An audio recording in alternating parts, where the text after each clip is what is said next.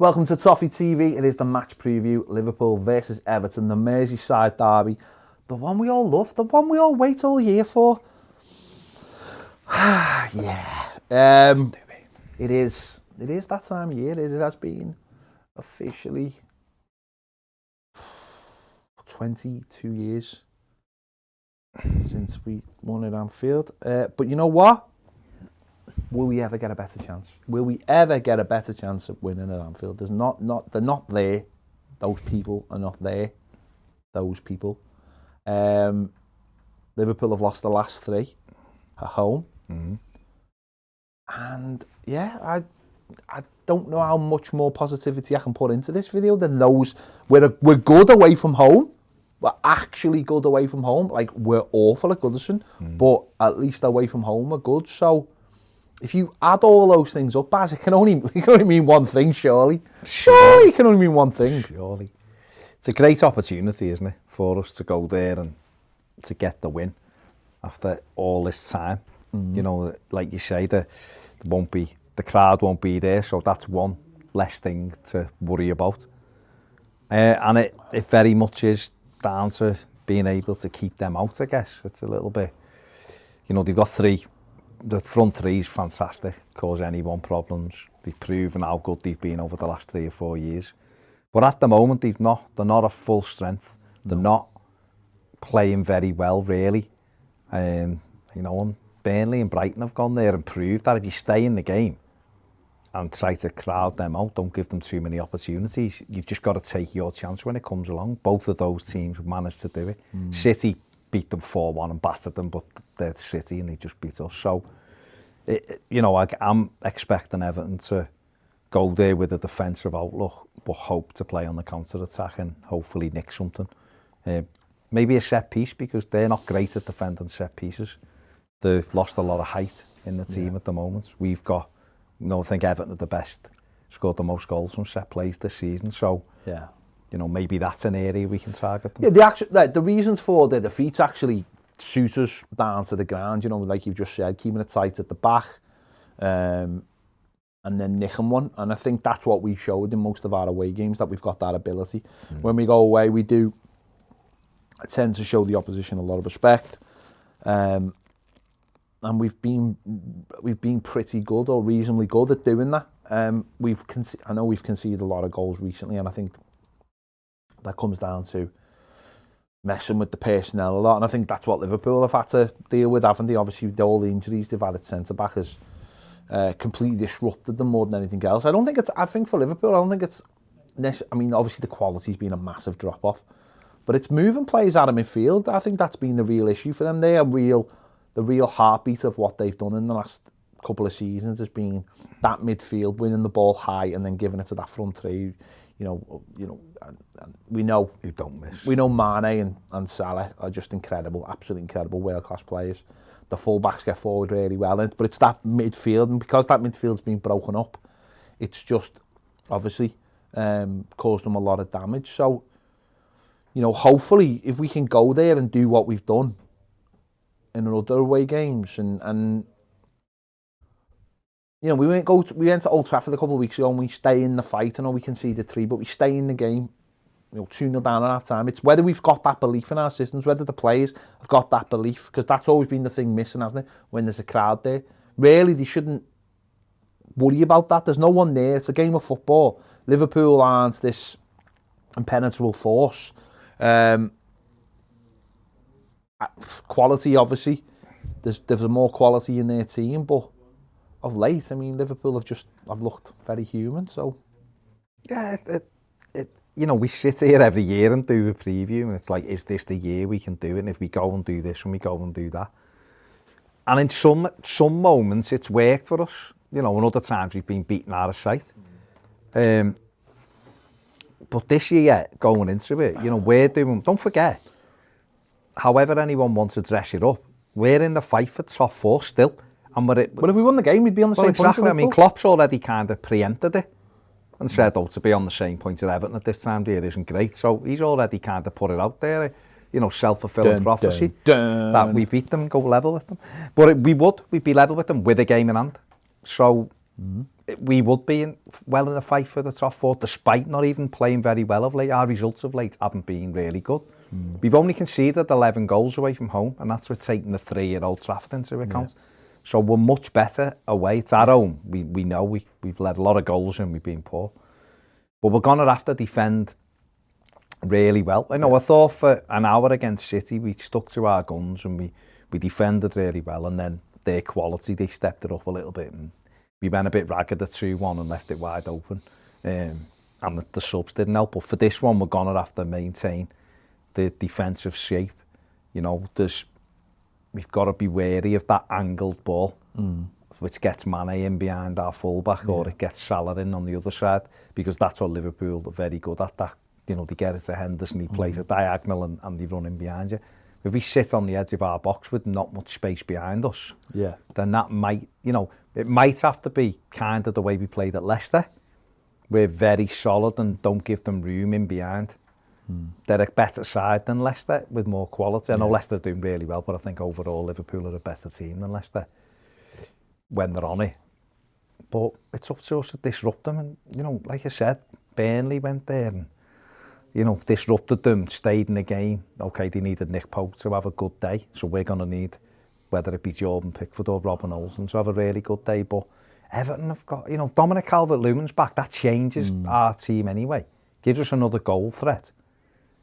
If Alan was back, that'd be a huge boost again. Yeah. But even just getting Dominic Calvert-Lewin back is a big thing. Obviously, losing Yerry Mina is a bit of a blow, but what does he do with the goalkeeping situation? Because obviously Jordan Pickford played against Manchester City, and I don't think he covered himself in glory for that 3rd goal. But obviously, with everything that's gone on in the last 4 or 5 months over the Virgil van Dijk incident. Obviously there's no fans there, so that shouldn't be really a problem. But obviously we know Jordan Pickford has had his moments at Anfield before anyway. So does he stick with him and just hope that he has a professional performance and get through it, or does he not bring him out the firing line? Because I don't think that's the problem, especially when there's no fans there. But does he bring him out to get him out of his own head, or do you know what I mean? I think I'd play Olsen Saturday. Okay. See, I don't know though, because Pickford's kicking's better. Yeah. And they do press high, and we might need him, especially if Dom's back, we might need him hitting Dom. So there is that element. I'm just concerned that the spotlight's fully on him then in the game. So everything he does in the game might say he has to come out and say, the referee's thinking, he done that to Van Dijk, that's a penalty, or there's that come into. I don't know whether that will come into Carlo Ancelotti's thinking. That's just my thinking as an Evertonian. You're looking and thinking, don't give anything stupid away. Don't give them an opportunity to be around the referee or whatever. So, maybe Olsen might be a little bit calmer in that situation, because if Pickford's on the bench, then that's one headache out the way, and Ancelotti might see it like that. Or he might see it like, no, we need his kicking. Yeah, tactically. Dominic Calvert-Lewin in and knocking it back, and Mo Salah's bearing down on you, then Pickford can No, you're right, tactically, from a kick. Pickford's kicking is much better, and we've seen that he can drill balls into Dominic Calvert-Lewin and get us, when you're playing a good side and you need that ability. And don't forget, Trent Alexander-Arnold leaves the door open for Richarlison running in behind, and it may take a pick for that. And also, listen, whoever they play at the back, Dom's going to have, I fully expect Dom to have the better of them. Yeah. Because I don't think they've got that authority at the back. No. Kabak's who's come in's not quick. I was talking to Chris from the Redmen, and he's like, he looks a good player, but he's not quick. Yeah. And they've had Jordan Henderson, who's not slow, but he's not quick. Plus, he's out of position a lot. Yeah. Because he's a midfielder, you'd expect it. So there's definitely opportunities for Everton. The other side of it, there's a narrative for Jordan Pickford to be a hero in this game. Do you know what I mean? No, but there is though, isn't there? We sometimes play it down or play it up the wrong way. But what about Jordan Pickford being a hero in a game? It'd be incredible for him, I think, and his confidence if he could go to Anfield, keep a clean sheet, and have a really important game. And if Everton won the game, and imagine if they won the game and he made a couple of great saves, and was calm, nothing come of it. It was just a calm performance. It wasn't erratic, and we got out with a great result, and he was key in that. I think because don't forget, I think in everyone's mind, the Anfield one when he threw it in, Origi took his stock down massively in Evertonians' eyes. I mean, he's never properly recovered from it. I think it took his stock down everywhere. I really do. I think that was like the moment where it was like, it gave them something, didn't it? Yeah, to beat definitely. And then, you know, from then on, he never looked sure of himself, and then that puts the doubt in people's minds and stuff. And left 5 in there last season. Yeah, so it's I don't think certainly from the last couple of performances of Robin Olsen, you could go, oh, we've got to play Robin Olsen, because you know that he's a number. I know he's Sweden's number 1, but he looks like a number 2. I've said this all the time. He's a competent goalie. Yeah, I'd buy him to be our number 2, but I wouldn't buy him to be our number 1. And I don't know, there's something in me that feels like it could be a redemptive story for Jordan Pickford in this game. If there was anything... And there's not enough between them. If there was anything for him, good stuff for him to come, because he has been battered from pillar to post, this would be a nice story for him, wouldn't it? To go and have a really good game and a calm game and not do anything rash, and get for Everton to get a big result, because it'd be nice for him. But obviously, I'm sure a lot of Liverpool fans won't want him to play, or if they do, it's one of them. It's whether Carlo Ancelotti feels like the spotlight will be on him too much for this game, whether there's another narrative there because of him, or whether Ancelotti just goes, "I'm bothered, he's our goalie, he's our number 1 in his eyes, and we need him because he'll get Dominic Calvert-Lewin going, or he'll get Richarlison going." Or what defensively, what would you do? Because James Coleman never really plays at Anfield. If you've looked, I think he's played there about twice for us. But would you go more solid? Yeah, James Coleman's not playing for me. No chance. It's got to be the closest we can get to that solid, and Mina's not going to be available. So it has to be Holgate, Keane, Godfrey, and Dean. And I would have played all 4 of them and played Dean at midfield again, and gone solid. But I'd go with the 3 definitely. No, Coleman not for me. Would you play Coleman higher up then? No. I'm just thinking of what I'm thinking of is that obviously that side with Andy Robertson, we've got to keep him occupied as well, haven't we? So James Rodriguez out there might do that, because he caused them issues in the Goodison derby, even though he was obviously fun. If there's a way to have Alan, Tom Davis, and Decore in the side, then I'd do that. Obviously, a lot of that relies on Alan's fitness, but that's what my midfield 3 would be, and that's what my midfield 3 would be for a lot of the rest of the season. So what would your front 3 be then? Richarlison, Dom, and would it be James, or would it be Iwobi? James. No, I'm just asking. I don't know. Because James can also make it a 4th midfielder then by dropping into that hole, and Richie could almost get closer to I think with that 3 in midfield, I think you're looking at Decore being the one who does break. I think you can rely on that 3 to create a shape and block out the lanes and get over. Let's hope he does that. And I know last time they straight off the bat they targeted Coleman straight away, because they knew Hammers wasn't providing any protection, and they scored straight after 2 minutes. And then when Godfrey come on, it actually quietened that down at right back because of his pace. He had the pace, didn't he? Yeah. And that might be interesting to see whether he goes and puts Godfrey at right back and puts Holgate to centre. Well, I mean, he went centre back against City, didn't he? And I suppose he done all right. He didn't do anything wrong, did he? It might be interesting because Godfrey's got that pace and out wide. Money. That might be more of a. I think you're right. If we could go with that midfield, if Alan's available, I think that'd be a nice compact midfield for us, and one that could compete, because it is a key area, and they did boss the midfield a little bit at Goodison. Certainly for a percentage in the first half, till we got to grips with it. After about half an hour, they had the best of the opening half an hour, but it's going to be a big game, and they're not playing well.